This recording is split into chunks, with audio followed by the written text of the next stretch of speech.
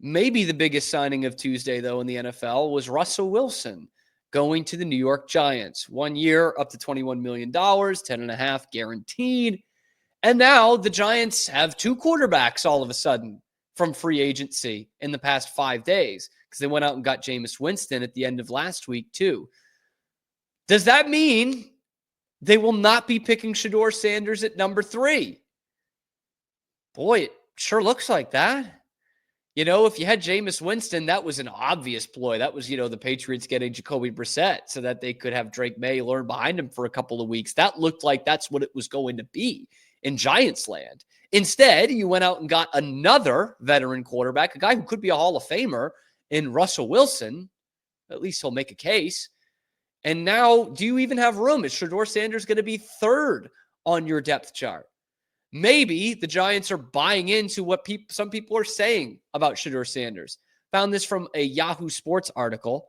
One AFC talent evaluator said to Yahoo on Monday about Shedeur Sanders, quote, "I think he's just physically maxed out. Where he's at, that's all he's ever going to be. If you look at his body, he's as big as he's going to be. He's as fast as he's going to be. I just don't see how much better he can get. He's already good at the technique and he's got poise. He can throw it pretty well. I don't think sitting him does anything. That's the big part of it. I don't think him learning under someone like Russell Wilson, basically what he's saying, is going to do anything for Shedeur or for team. So now if you're the Giants, are you going to use the number 3 pick on who's going to be a third string quarterback, at least for a couple of weeks? That becomes an intriguing question because I think with a lot of other quarterback prospects, again, look at someone like Drake May last year. That was an easy one for the Patriots and their fans to say, yeah, this kid's talent's off the charts. It's raw as hell. So if you want him to be behind, the placeholder quarterback for a couple of weeks, that's fine. We're going to suck anyway, right? Like that's sure. Let's do that. But with Shedeur, of him being maxed out apparently, then maybe the Giants are saying, we'll take our chances on somebody next year. The Steelers had a good season last year with Russ. We'll take our chances on someone next year instead. That could well be what they're doing. Now, the flip side to that is the Giants are desperate. Okay? And their coach is desperate. Brian Daboll is desperate to keep his job. So while all those other things could point to, on surface level, pretty obvious, the Giants are not going to take Shedeur Sanders at number 3 in the draft, and maybe they'll take a waiver on a quarterback later. But the flip side of it is they're getting pretty fed up, and you've got a coach coaching for his job who probably shouldn't even be in that seat anymore.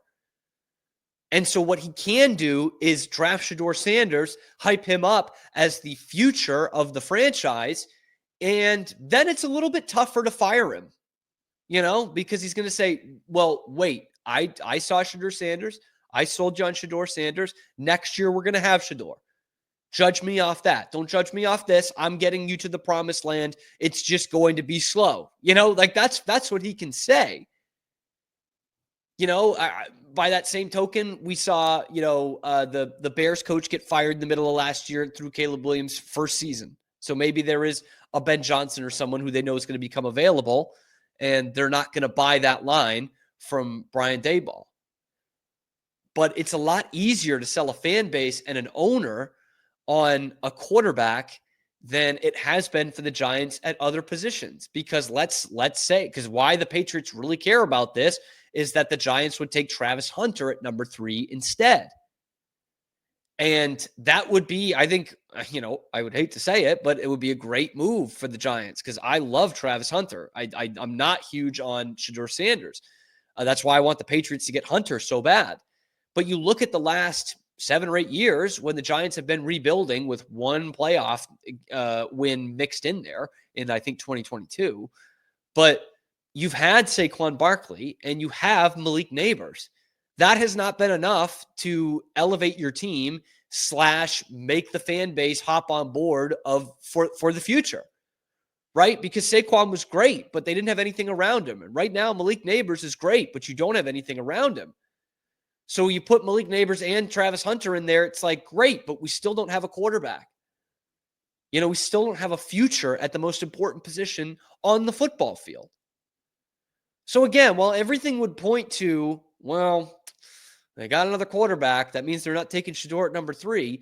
You do also have to contextualize where the Giants are at with this thing, because they thought they were getting their franchise quarterback, 6 years ago in the draft, right? Like that's what they thought they were getting with Daniel Jones in 2019.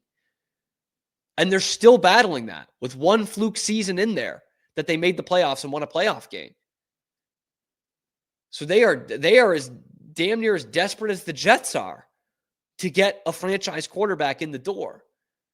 And maybe they can sell them on Shedeur. And while one AFC executive does not agree, maybe they're saying, yeah, he's going to learn under, this former All-Pro MVP candidate, Super Bowl winning quarterback in Russell Wilson. He's going to show him the ropes.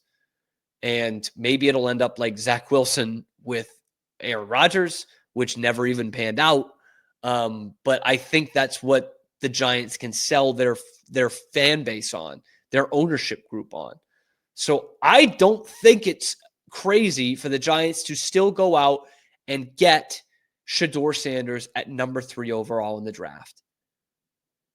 It seems wild that they've went out and signed 2 veteran quarterbacks, but again, I don't think it's nuts still at this point with how desperate the Giants are to go and get Shedeur Sanders at number 3. And if that is the case, if that latter is the case, that is another bailout for the New England Patriots for dropping down to 4 and still getting a guy they really, really want with Travis Hunter. I think that would be an absolute bailout in the best way possible, because if not, and this is going to have Patriots fans sweat it out with this Russell Wilson to the Giants deal, then you've got to look at what those next options are. Ashton Genty, don't love that. The defensive tackle from Michigan, he's undersized, just like Will Campbell is on the other side of the football. In that case, without Travis Hunter there, again, I think you have to trade back. And so now the fate of the Patriots draft strategy, and therefore the next 5 to 10 years of the Patriots organization, might have just been sealed by Russell Wilson signing with the New York Giants. The Giants might have screwed over a Patriots Super Bowl team again. That's a long way off. But anyway, let me know what you guys think in the comments below. Is there still a path for the Giants to go and draft Shedeur Sanders so that the Patriots could get Travis Hunter at number 4 overall? Let me know in the comments. Be sure to like and subscribe. Check out the channel. We are here live every weekday, high noon Eastern time. And then wherever you get your podcasts, you can check out the other videos talking Patriots on the channel as well as all the other Boston sports teams. I'm Cam Stewart, the host. Zach Burke keeps us on the air.